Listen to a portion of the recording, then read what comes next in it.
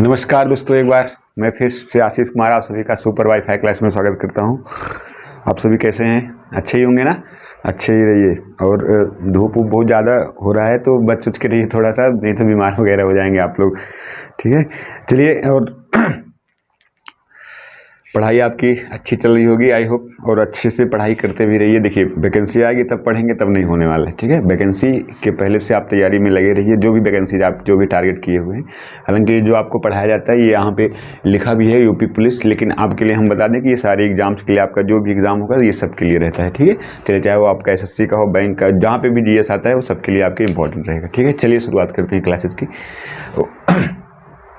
आइए, पहला सवाल क्या है भैया, विश्व खाद्य कार्यक्रम का हेडक्वार्टर कहाँ पे है? तो पहले हम बात करते हैं किसके बारे में, विश्व खाद्य कार्यक्रम की तैयारी, जिसको क्या बोलते हैं भैया, वर्ल्ड फूड प्रोग्राम। क्या बोलते हैं इंग्लिश में, क्या बोलते हैं इसको? World food programme. लिख लीजिएगा सबको ही, world food programme, world food Programme.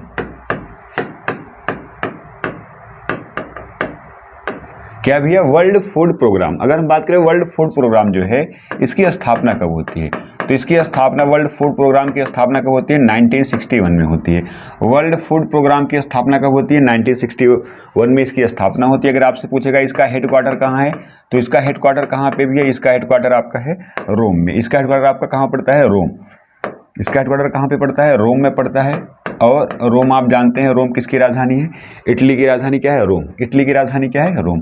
तो किस देश में पड़ता है इटली? इटली की राजधानी क्या है? रोम। और रोम कौन सी नदी के किनारे है? तो आप सभी को पता होना चाहिए कौन सी नदी के किनारे है? टाइबर नदी। कौन सी नदी है भैया? टाइबर नदी के किनारे है।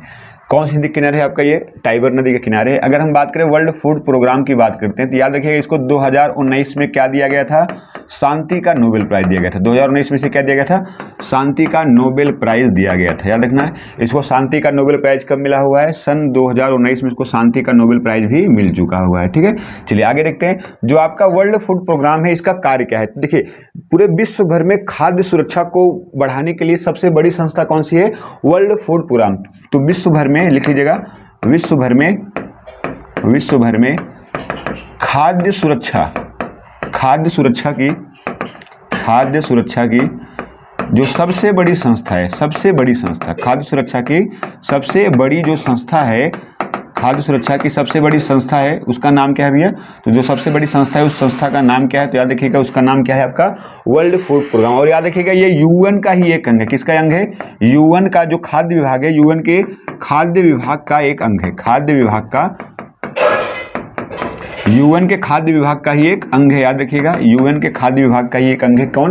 World food Programme. देखिए, ये चर्चा में क्यों आया? तो अभी हाल ही में इसने क्या किया है, जो वर्ल्ड फूड प्रोग्राम है, वर्ल्ड फूड प्रोग्राम, और इसने किसके साथ समझौता किया है? तो भारत के साथ समझौता किया। किसके साथ समझौता किया है? इसने भारत के साथ में क्या हुआ है? एक समझौता किया हुआ है। भारत के साथ में क्या हुआ? एक समझौता किया हुआ है। और ये समझौता क्या किया हुआ है?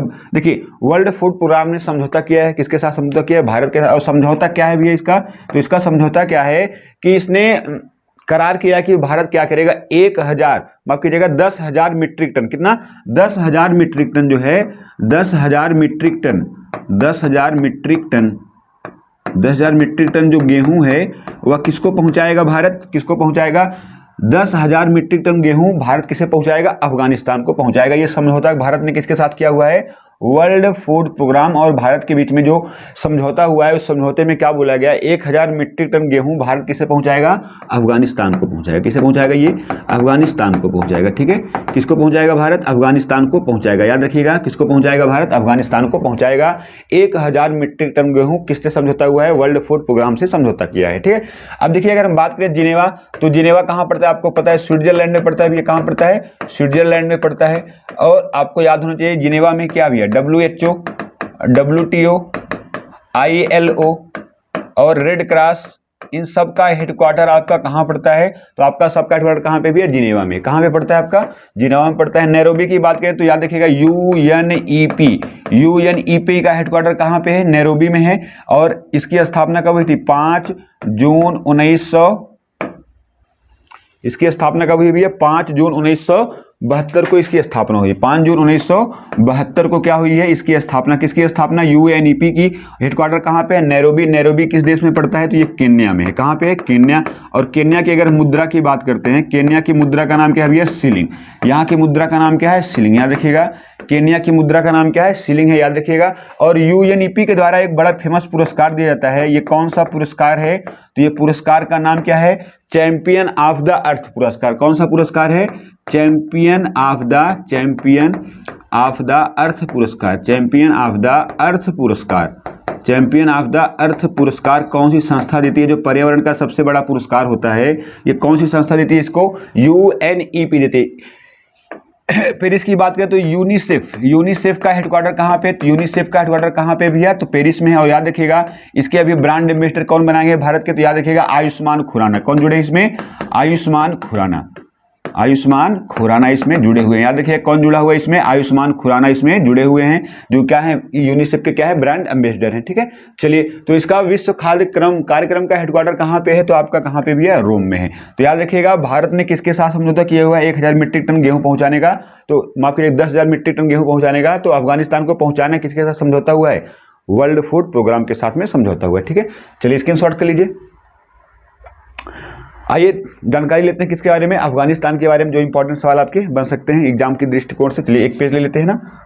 देखिए, आपको स्क्रीनशॉट लेने की भी आवश्यकता नहीं। हमारे टेलीग्राम को लिंक डिस्क्रिप्शन में जाइए, वहाँ पे आप हमारा जो टेलीग्राम चैनल का लिंक होगा, पिन होगा, वहाँ पे आप ज्वाइन करके हमारे टेलीग्राम चैनल से जो हम यहाँ पे लिख रहे हैं आपको सेम का सेम आपको मिल जाएगा। ठीक है, पीडीएम के माध्यम से क्लास के जस्ट बाद।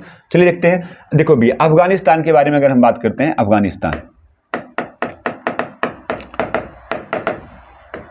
देखिए अगर हम बात करें किसके बारे में? अफगानिस्तान के बारे में बात करें तो याद रखिएगा, अफगानिस्तान का जो प्राचीन नाम है, अफगानिस्तान का प्राचीन नाम क्या है भैया? तो इसका प्राचीन नाम क्या है? एरियाना। क्या नाम है इसका? प्राचीन नाम क्या है भैया इसका? एरियाना। अफगानिस्तान का प्राचीन नाम क्या है? एरियाना है। लेकिन अगर आपसे पूछे इसका मध्यकालीन नाम क्या था? इसका मध्यकालीन नाम क्या था? मध्यकालीन नाम क्या था? तो इसका मध्यकालीन नाम याद रखिएगा, खुरासन। क्या नाम है इसका? खुरासन। इसका मध्यकालीन नाम क्या है भैया? खुरासन। याद रखिएगा, प्राचीन नाम क्या है? एरियाना है। मध्यकालीन नाम क्या है इसका? खुरासन इसका मध्यकालीन नाम है। और याद रखिएगा, अफगानिस्तान की भाषा कौन सी है? तो अफगानिस्तान की भाषा कौन सी है? पश्तो भाषा। कौन सी भाषा है? पश्तो भाषा। और याद नहीं भैया, जो अफगानिस्तान है, यहाँ के बड़े फेमस प्रांत हैं काबुल, कांधार, मकराना और हेरात। याद रखिएगा, कौन कौन से? काबुल, कांधार, मकरान और हेरात। काबुल, कांधार, मकरान और हेरात, ये चारों जो स्थल पड़ते हैं, ये कहाँ पड़ते हैं आपके? तो अफगानिस्तान में पड़ते हैं। और ये चारों जो प्रांत हैं दहेज में मिले थे। किसको दहेज में मिले थे भैया? किसको मिले थे? चंद्रगुप्त मौर्य को। याद रखिएगा, ये चंद्रगुप्त मौर्य को क्या था भैया? ये चंद्रगुप्त मौर्य को दहेज में मिले थे। और किसने दिया था? चंद्रगुप्त मौर्य को दहेज में किसने दिया था? तो दहेज में किसने दिया था? याद रखिएगा, सेल्यूकस निकेटर ने। किसने दिया था भैया? सेल्यूकस निकेटर ने दिया हुआ था। किसने दिया था? सेल्यूकस निकेटर ने दिया था। सेल्यूकस निकेटर ने दिया था। किसको दहेज में दिया था? तो चंद्रगुप्त मौर्य। और इनकी पत्नी का नाम क्या था? तो इनकी पत्नी का नाम क्या था? कार्नेलिया।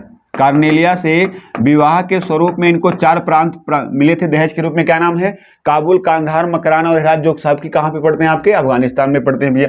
ठीक है, और याद रखिएगा, यहाँ की बड़ी फेमस नदी है। क्या नाम है? हेलमंद नदी। कौन सी नदी है? हेलमंद नदी। याद रखिएगा, कौन सी नदी है? हेलमंद नदी है। और याद रखिएगा, जो आपके अफगानिस्तान है, यहाँ से जब तालिबान ने हमला किया हुआ था, तो तालिबान का जब हमला हुआ था, तो उस समय वहाँ से भारतीयों को वापस लाने के लिए कौन सा ऑपरेशन चलाया गया था? तो भारत के द्वारा कौन सा ऑपरेशन चलाया गया था? तो याद रखिएगा, ऑपरेशन देवी शक्ति। कौन सा भैया? ऑपरेशन देवी शक्ति चलाया गया था। याद रखिएगा, ये आपका ऑपरेशन देवी शक्ति कहाँ चलाया गया था?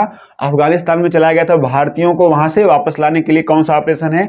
ऑपरेशन देवी शक्ति चलाया गया। ठीक है भैया, चलिए। और याद रखिएगा, जो अफगानिस्तान आपका है, जो आपका अफगानिस्तान है, अफीम का सबसे बड़ा उत्पादक देश कौन सा है?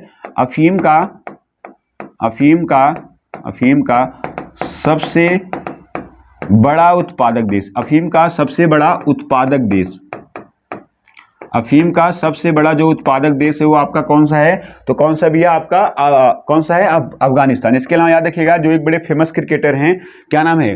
राशिद खान। वो भी किस देश के हैं? आपके अफगानिस्तान। याद रखिएगा, राशिद खान जो फेमस प्लेयर हैं, राशिद खान, राशिद खान ये भी आपके किस देश के हैं, तो याद रखिए किस देश के हैं, आपके अफगानिस्तान के हैं, ठीक है। राशिद खान ये भी आपके किस देश के हैं, तो याद रखिएगा बड़े फेमस प्लेयर हैं, तो पूछे जा सकते हैं कभी कभार। तो राशिद खान कहाँ के हैं, अफगानिस्तान के, ठीक है। चलिए आपको स्क्रीनशॉट करना है तो स्क्रीनशॉट कर लो भैया।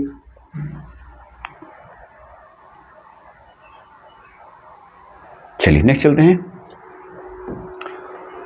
अगला सवाल क्या है, यूएनडीईएफ के संस्थापक थे।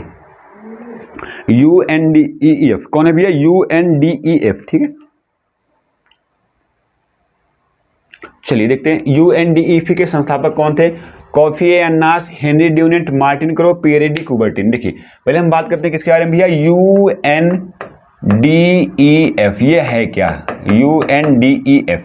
तो देखिए यूएनडीईएफ जो है ये क्या है, देखिए इसका फुल फॉर्म अगर आपको पता हो जाएगा तो आधा चीजें आपको इससे पता हो जाती है। देखिए यूनाइटेड, यूएन का मतलब पहली बात तो क्या हो गया, यूनाइटेड नेशन। क्या हो गया, यूनाइटेड नेशन हो गया, United nation. United nation democracy fund, क्या भैया, democracy fund, United nation democracy fund, democracy fund, United nation democracy fund. क्या है, यूनाइटेड नेशन डेमोक्रेसी जो फंड है, यूनाइटेड नेशन डेमोक्रेसी जो फंड है। देखिए डेमोक्रेसी का मतलब क्या होता है, डेमोक्रेसी का मतलब क्या होता है भैया, तो डेमोक्रेसी का मतलब क्या होता है बताइए, डेमोक्रेसी का मतलब क्या होता है, लोकतंत्र होता है। क्या होता है, लोकतंत्र होता है। तो लोकतंत्र में सहायता करने के लिए जो फंडिंग जो संस्था देती है उसका नाम क्या है, यूएनडीईएफ। तो ये किसका एक अंग है भैया, एक तो यूएनओ का ही एक अंग है, यूएनओ का ही अंग है,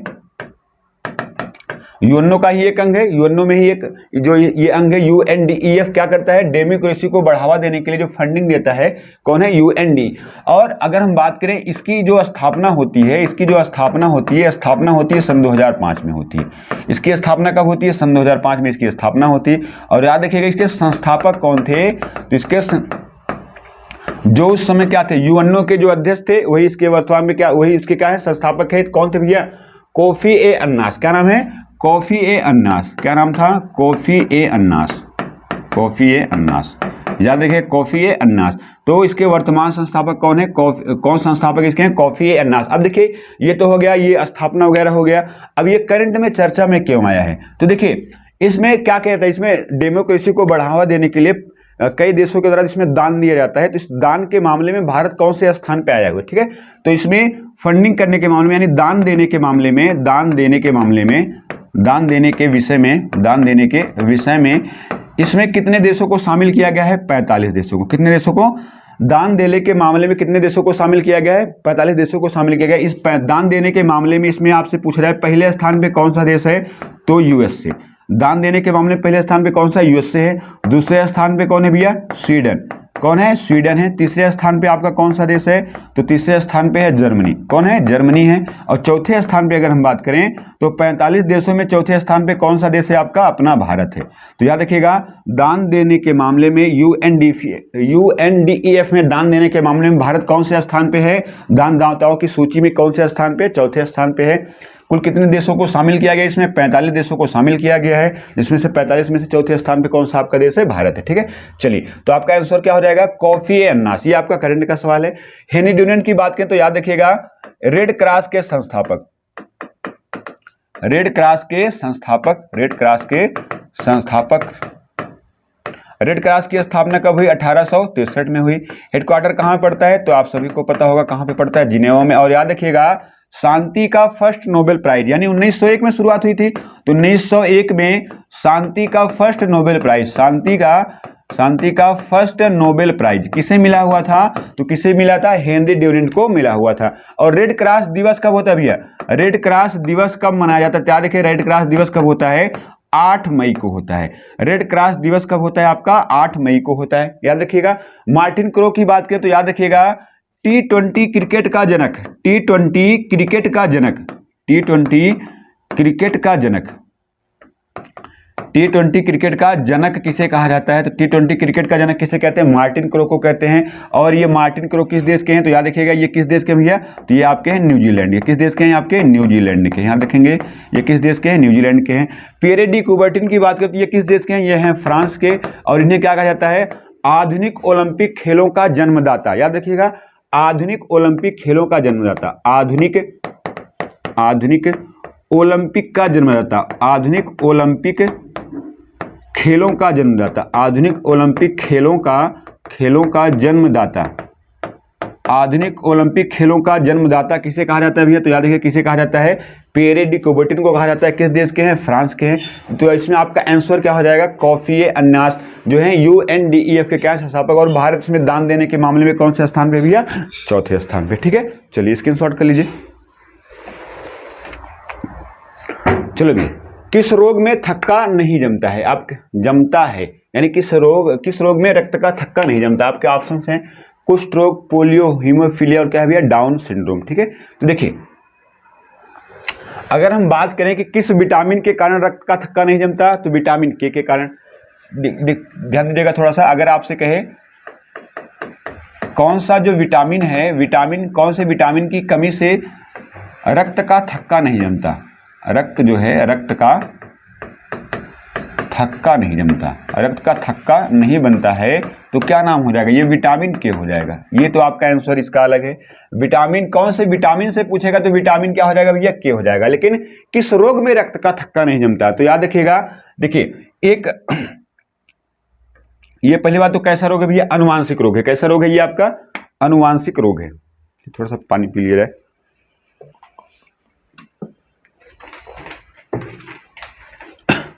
देखो भैया, अनुवांशिक रोग, अगर हम बात करें अनुवांशिक की बात करें तो अनुवांशिकी का पिता किसे कहते हैं? अनुवांशिकी का पिता किसे कहा जाता है? याद रखिएगा, ये अनुवांशिकी का पिता किसे कहते हैं? Gregor John Mendel. किसे कहते हैं भैया? ग्रेगर जॉन मेंडल को कहा जाता है। ग्रेगर जॉन मेंडल को क्या कहते हैं? अनुवांशिकी का पिता कहा जाता है। और अगर हम बात करें ग्रेगर जॉन मेंडल जो है ये किस देश के थे? याद रखिएगा, ये थे कहाँ के? ऑस्ट्रिया के। कहाँ के थे ये? ऑस्ट्रिया के थे। ऑस्ट्रिया की राजधानी क्या है? वियना। ऑस्ट्रिया की राजधानी क्या है? वियना। और कौन सी नदी के किनारे है भैया? ये डेन्यूब नदी। कौन सी नदी है? ये है किस नदी के किनारे है आपका? डेन्यूब नदी। ऑस्ट्रिया कौन सी नदी के किनारे पड़ता है आपका? डेन्यूब नदी के किनारे पड़ता है। और याद रखिएगा, जो ग्रेगर जॉन जो मेंडल हैं, इन्हीं के द्वारा कौन सा नियम दिया गया? प्रभाविता का नियम। कौन सा नियम है? प्रभाविता का नियम। प्रभाविता का नियम। प्रभाविता का नियम किसके द्वारा दिया गया?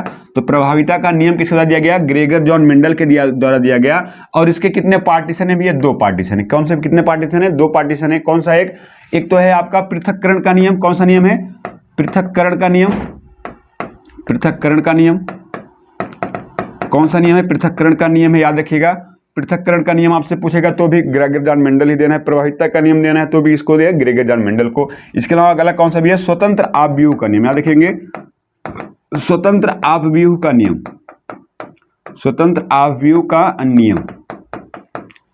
तो याद रखिएगा, ये दोनों जो बायोलॉजी संबंधी जो नियम है, दोनों किसने दिया है? ग्रेगर जॉन मेंडल ने दिया है। इसके अलावा अगर आपसे कहा जाए अनुवांशिक पदार्थ क्या होता है, तो अनुवांशिक पदार्थ क्या होता है भैया? तो अनुवांशिक पदार्थ किसे कहते हैं? जिसके ऐसा पदार्थ जिसके कारण माता पिता के जो गुण हैं वह बच्चों में जाते हैं। जैसे आप देखिए, आपके कितने हाथ हैं? 2 हाथ हैं। तो आपके माता पिता के भी कितने हाथ हैं? 2 हाथ हैं। तो यानी जो उनके पास जैसा उनका गुण होता है उसकी कुछ ना कुछ संभावनाएं हमें आ जाती हैं। तो इसी को हम क्या बोलते हैं? अनुवांशिक पदार्थ बोलते हैं। अनुवांशिक पदार्थ होता है क्या भैया? तो याद रखिएगा, ये क्या होता है? गुणसूत्र होता है। क्या होता है? गुणसूत्र होता है, जिसको हम क्या बोलते हैं? क्रोमोसोम बोलते हैं। तो अगर आपसे कहा जाए जो गुणसूत्र इसकी खोज किसने की, तो इसकी खोज किसने की भैया? गुणसूत्र को खोजा किसने? तो 1842 में इसका पहला अवलोकन किसने किया था? कार्ल्स, क्या नाम था? कार्ल्स ने किया था। किसने किया था भैया? कार्ल्स ने किया था। किसने किया है? कार्ल्स। लेकिन अगर कहा जाए गुणसूत्र का नामकरण किसने किया, तो इसका नामकरण किसने किया? तो याद रखिएगा, 1888 में इसका नामकरण किसने किया? वाल्डेयर ने। किसने किया? वाल्डेयर ने। किसने किया? नामकरण पूछेगा तो वाल्डेयर। खोजा किसने? कार्ल्स ने खोजा। कार्ल्स विलियम इनका नाम है। और नामकरण किसने किया? वाल्डेयर ने नामकरण किया। इसके अलावा अगर आपसे कहा जाए जो गुणसूत्र है, गुणसूत्र की इकाई क्या है भैया?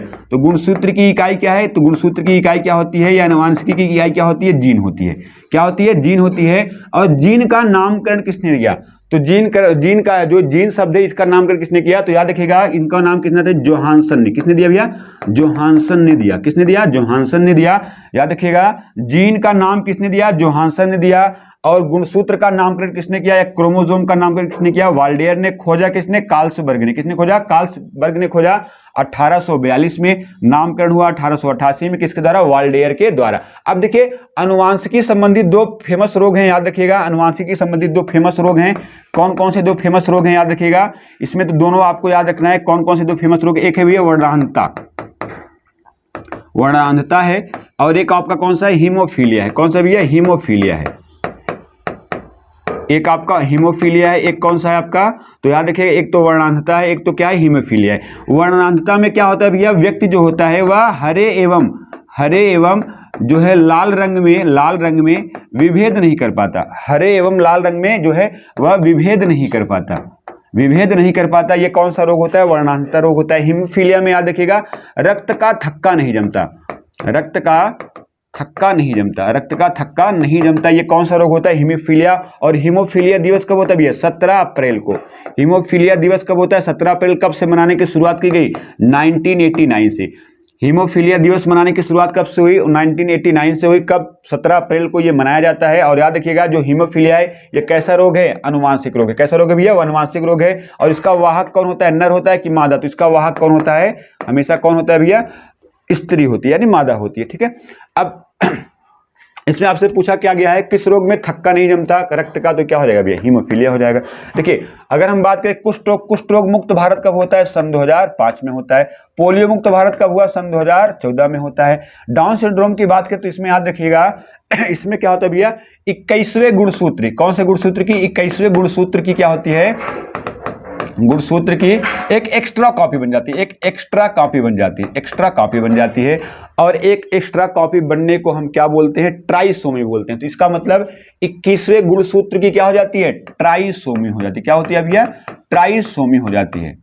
देखिए अगर एक कम बनेगा तो मोनोसोमी बोलते हैं, दो एक ज्यादा बनकर क्या बोलेंगे, ट्राइसोमी बोलेंगे। क्या बोलेंगे, ट्राइसोमी। तो 21वें गुणसूत्र की ट्राइसोमी से कौन सा सिंड्रोम होता है, डाउन सिंड्रोम। लेकिन अगर इससे आपसे पूछे कि 13वें गुणसूत्र से, 13वें गुणसूत्र की, 13वां जो जोड़ी होता है 13वें गुणसूत्र की एक्स्ट्रा कॉपी का मतलब क्या हो गया, ट्राइसोमी।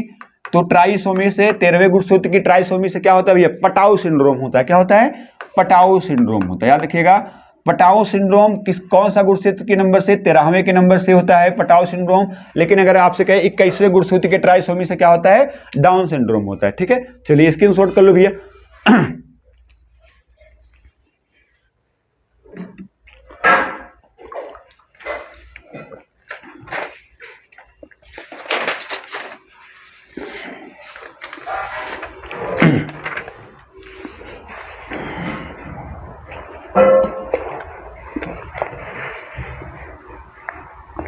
चलिए नेक्स्ट चलते हैं। बड़ी समस्या क्या भी है, क्वेश्चन नंबर 18, क्या इसमें, सॉरी माफ कीजिए, क्वेश्चन नंबर क्या भी है, 4 है। 18 अप्रैल को किस महान विभूति की पुण्यतिथि है।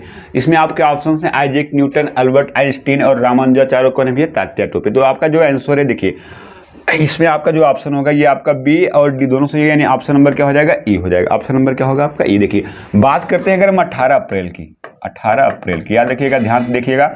18 अप्रैल की अगर हम बात करते हैं तो याद रखना भैया 18 अप्रैल को होता है विश्व विरासत दिवस। क्या होता है, विश्व विरासत दिवस कब होता है, विश्व विरासत दिवस भी किस दिन मनाया जाता है, तो 18 अप्रैल को होता है। इसके अलावा 18 अप्रैल को याद रखिएगा 2 लोगों की पुण्यतिथि होती है। कौन कौन, याद रखिएगा 18 अप्रैल 1955 में किसकी मृत्यु होती है, तो किसकी मृत्यु होती है, एक तो मृत्यु होती है किसकी भैया, तो याद रखिए किसकी होती है, अल्बर्ट आइंस्टीन की। किसकी मृत्यु होती है, अल्बर्ट आइंस्टीन की, अल्बर्ट आइंस्टीन की होती है। एक तो किसकी मृत्यु होती है, अल्बर्ट आइंस्टीन की मृत्यु होती है। अल्बर्ट आइंस्टीन के फेमस है, आप सभी को पता है। सापेक्षता का सिद्धांत किसने दिया है, सापेक्षता का सिद्धांत, सापेक्षता का सिद्धांत जिसको हम फार्मूले के रूप में क्या लिखते हैं, E बराबर MC का स्क्वायर। क्या होता है भैया, E बराबर MC का स्क्वायर जो होता है, ये सिद्धांत किसने दिया हुआ है, अल्बर्ट आइंस्टीन ने दिया हुआ है। और इसी के लिए इनको नोबेल प्राइज मिला है। कब मिला था? 1905 में इन्हें इसी सिद्धांत के लिए क्या मिल चुका है? नोबेल प्राइज मिल चुका है। ठीक है, और अगर हम बात करें जो अल्बर्ट आइंस्टीन थे, इनका जन्म कहाँ हुआ था? अल्बर्ट आइंस्टीन का जन्म कहाँ हुआ था? आपको कमेंट करके बताना है। अल्बर्ट आइंस्टीन किस देश के, इनका जन्म कहाँ हुआ? देखिए मृत्यु तो कहाँ हुई है? ब्रिटेन में। मृत्यु कहाँ हुई भैया? इनकी ब्रिटेन में हुई, लेकिन इनका जन्म कहाँ हुआ है? आपको कमेंट करके बताना है। ठीक है, आगे देखते हैं। देखिए भैया 18 एक तो अप्रैल को याद रखिएगा। चलिए यहाँ थोड़ा सा इसको आगे खींच देते हैं लाइन को। देखिए 18 अप्रैल 1859 को, 18 अप्रैल 1859 को किसको फांसी दी गई थी? याद रखिएगा, किसको फांसी दी गई भैया? तो किसको फांसी दी गई? याद रखिएगा, तात्या टोपे। किसे दिया गया? किसको फांसी दी गई? तात्या टोपे को फांसी दी गई। तात्या टोपे को फांसी दी गई। और आप सभी इस नाम से परिचित होंगे, तात्या टोपे एक भारत के प्रमुख स्वतंत्रता सेनानी थे। और याद रखना भैया, जो तात्या टोपे हैं, याद रखिएगा, इनका मूल नाम कई बार पूछा गया है। इनका मूल नाम कई बार पूछा था, याद रखिएगा। क्या नाम है भैया? रामचंद्र पांडुरंग। क्या नाम है? रामचंद्र पांडुरंग। कई बार ये पूछा गया है, रामचंद्र पांडुरंग। इनका मूल नाम क्या था भैया? रामचंद्र पांडुरंग इनका मूल नाम था, तात्या टोपे। और याद रखिए, जो तात्या टोपे, देखिए टोपे का मतलब क्या होता है? टोपे का मतलब होता है कमांडिंग ऑफिसर। टोपे का मतलब क्या होता है? Commanding officer. क्या होता है? Commanding officer. क्या होता है भैया? कमांडिंग ऑफिसर होता है। किसका मतलब होता है? टोपे का मतलब याद रखिएगा, जो तात्या टोपे हैं ये किस युद्ध कला में बड़े फेमस थे? गोरिल्ला युद्ध कला। एक तो शिवाजी थे, एक तो कौन है भैया? तात्या टोपे। याद रखिएगा, कौन सी युद्ध कला में? गोरिल्ला युद्ध कला। गोरिल्ला युद्ध कला में बड़े फेमस थे। गोरिल्ला युद्ध कला, गोरिल्ला युद्ध कला में बड़े फेमस थे। कौन थे भैया? आपके तात्या टोपे। इनको फांसी कब दी गई? 1859 यानी 18 अप्रैल 1859 को इनको फांसी दी गई। कौन थे? तात्या टोपे। ठीक है, आगे देखते हैं यहाँ पे और लोग यहाँ पे जिनके बारे में देख लेते हैं भैया। आइजैक न्यूटन की बात करें तो याद रखिएगा, गुरुत्वाकर्षण का नियम, गुरुत्वाकर्षण का नियम किसने दिया? तो आइजैक न्यूटन ने दिया। इसके अलावा गति का सिद्धांत किसने दिया? गति का सिद्धांत किसने दिया? तो गति का सिद्धांत भी किसने दिया? आइजैक न्यूटन ने दिया। आइजैक न्यूटन जो है ये किस देश के थे? तो ये किस देश के थे भैया? ये इंग्लैंड के थे। ये किस देश के निवासी थे? किस देश के निवासी थे? आपके इंग्लैंड के निवासी थे। रामानुजन की बात करते हो तो याद रखो भैया, statue of equity, statue of equality, statue of equality, इनके नाम की जो मूर्ति है उसका नाम क्या है? Statue of equality. और इसकी स्थापना कहाँ पे की गई? स्टैच्यू ऑफ इक्विलिटी की स्थापना कहाँ पे की गई है? तो याद रखना, स्टैच्यू ऑफ इक्विलिटी की स्थापना कहाँ पे हुई है? तो इसकी स्थापना कहाँ हुई भैया? हैदराबाद में। कहाँ पे हुई है? हैदराबाद में हुई है। कहाँ पे हुई? हैदराबाद में। और याद रखिएगा, हैदराबाद जो है इसे क्या बोलते हैं? निजामों का शहर। क्या बोलते हैं इसको? निजामों का शहर। निजामों का शहर किसे कहा जाता है? हैदराबाद को। इसके अलावा याद रखिएगा, हैदराबाद जो है वह, अगर आपसे कहे हैदराबाद याद रखने, किस ऑपरेशन के जरिए भारत में मिलाया गया? ऑपरेशन पोलो के द्वारा। ऑपरेशन पोलो के द्वारा भारत में मिलाया गया। और ये कब चलाया गया था? 1948 में। ऑपरेशन पोलो कब चलाया गया था? 1948 में चलाया गया था। ठीक है, चलिए स्क्रीनशॉट कर लो भैया।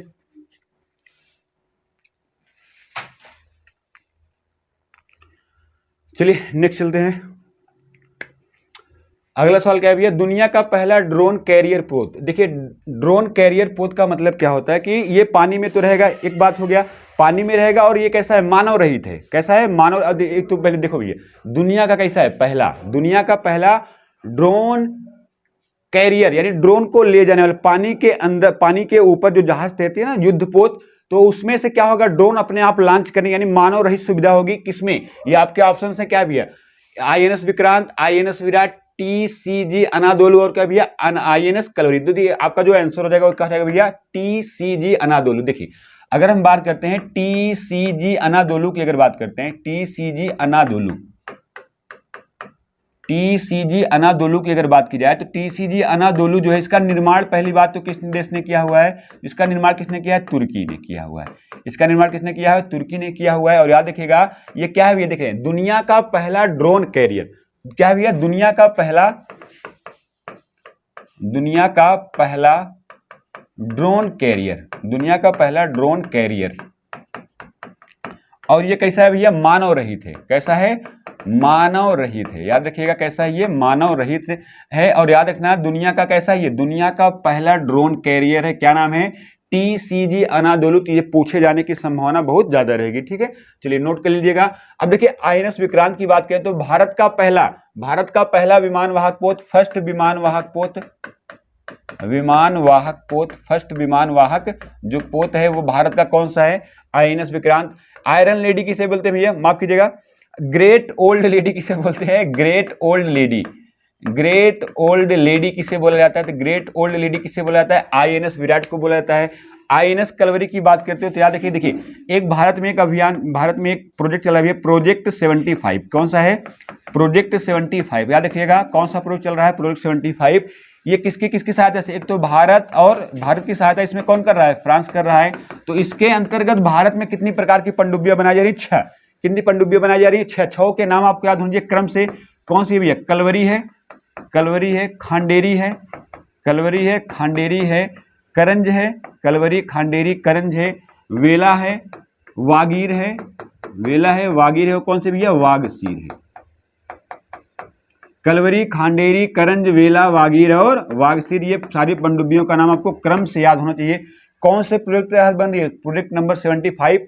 भारत की सहायता कौन कर रहा है? फ्रांस। और इन सभी पनडुब्बियों का निर्माण कहाँ पे हो रहा है? इन सभी पनडुब्बियों का निर्माण कहाँ पे हो रहा है? तो याद रखिए कहाँ पे हो रहा है भैया? Mazagon Dockyard Limited. कहाँ पे हो रहा है? Mazagon Dockyard Limited. Mazagon Dockyard Limited, Mazagon Dockyard जो है लिमिटेड में इनका निर्माण किया जा रहा है। और मझगांव डकयार्ड लिमिटेड है कहाँ पे? मुंबई में है भैया। कहाँ पे है? मुंबई में है। और इसकी स्थापना कब हुई थी? 1934 में। कब हुई थी? 1934 में इसकी क्या होती है?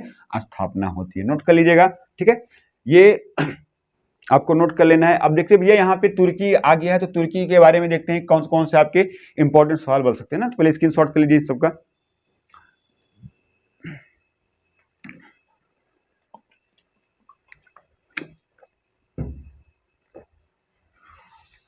चलिए एक पृष्ठ ले देते हैं, यहाँ पे बात करते हैं किसके बारे में? तुर्की।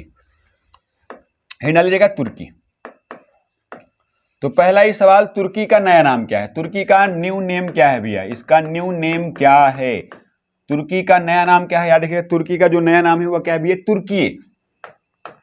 कोनो काम नहीं है इसको, तुर्की नाम कर रहा है, तुर्की से तुर्की कर रहा है। तुर्की का नाम क्या हो गया? तुर्की हो गया, ठीक है। आगे चलते हैं। तुर्की को क्या बोलते हैं? एशिया का प्रवेश द्वार। क्या बोलते हैं इसको? एशिया का प्रवेश द्वार।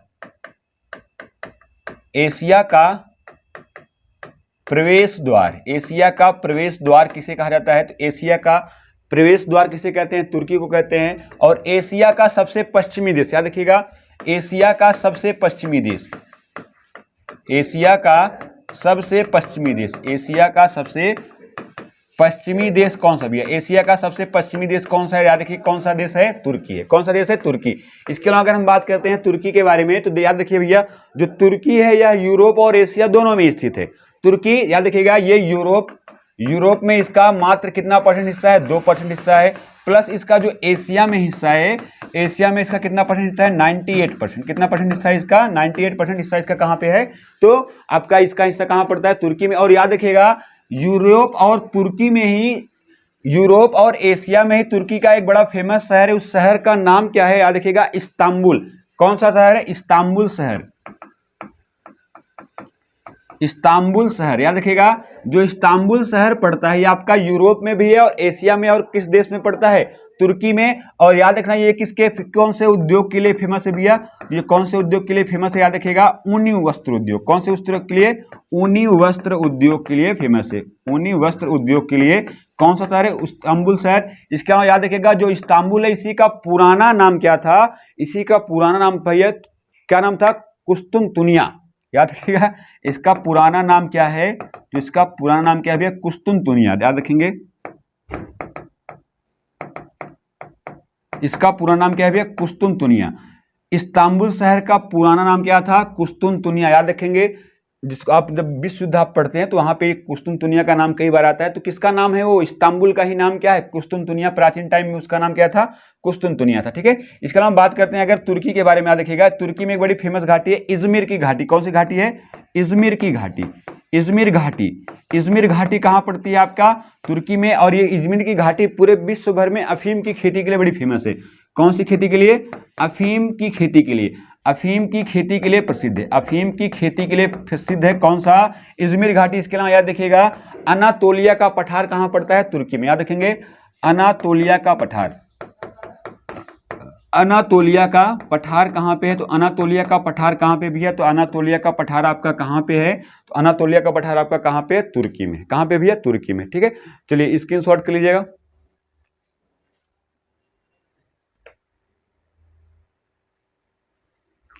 चलिए, ये आज आपकी क्लास थी। क्लास कैसी लगी कमेंट बॉक्स में कमेंट करके जरूर बताइएगा, और क्लास को कोशिश किया करिए डेली का डेली देखिए, ऐसे पढ़ लिया करिए। जब आपको पीडीएफ मिलता है तो पीडीएफ से एक बार रफली नोट करने की कोशिश किया करिए। वैसे भी हम बोलते रहते हैं, लिखते रहते हैं, तो आप भी वैसा कर सकते हैं, कोई दिक्कत नहीं। बस थोड़ा सा आगे पीछे कोई बात नहीं, छूट गया उसको छोड़ के आगे वाले पे लिखो, जहाँ पे छूटा उसको पूरा अगली बार रिवाइज करते हुए उसको लिख लिया करिए। ठीक है, तो लिखा जरूर करिए, पूरी कोशिश करिए लिखने का, जब लिखेंगे तो ज़्यादा याद रहेगा। ठीक है, चलिए आज की क्लास को यहीं पर समाप्त करते हैं, और क्लास कैसी लगी कमेंट बॉक्स में कमेंट करके जरूर बताइएगा भैया। ठीक है, चलिए आज की क्लास को यहीं पे समाप्त करते हैं। चैनल को लाइक एवं सब्सक्राइब जरूर करिएगा। धन्यवाद।